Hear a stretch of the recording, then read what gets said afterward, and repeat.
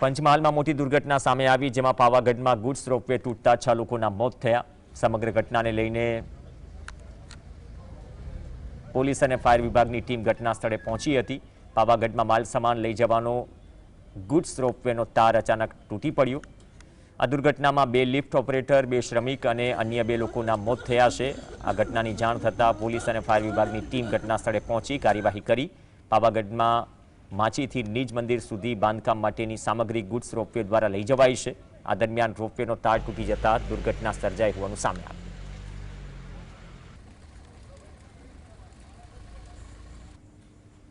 ધંધો કરતો તો મારો છોકરો, ફૂલનો ધંધો અમારો હતો। કાલે પૂનમ હતી ને મેં માલ લેવા ગયો ને તો જરીક મોડું થઈ, 1 વાગ્યાનો મોચીમાં આવી જઈ। તો મોચીમાં આવ્યો ને તો મેં ફોન કર્યો તો કે મમ્મી હું આવ્યું છે, ફૂલનું પોટલું મેં મોકલાવી દીધું છે, હું આવું છું કે ચાલતા કે તો લગીન વાત મારી થઈ ગઈ। વળતી તો મેં 2-4 વખત ફોન કર્યો ને પછી બોલ્યો।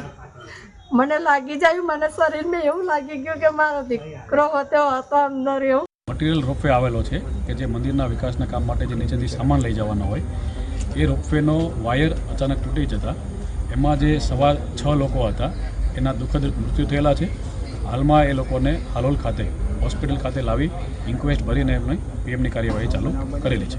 આ જે 2 ઓપરેટરો છે એ જમ્મુ કાશ્મીરના રહેવાસી છે, એક રાજસ્થાનના હતા અને બાકીના 3 અહીંયા ગુજરાતના છે, પણ ડિટેલમાં હજી ક્યાંના રહેવાસી છે, બધી ક્યાં રહે છે એની તપાસ ચાલુ છે।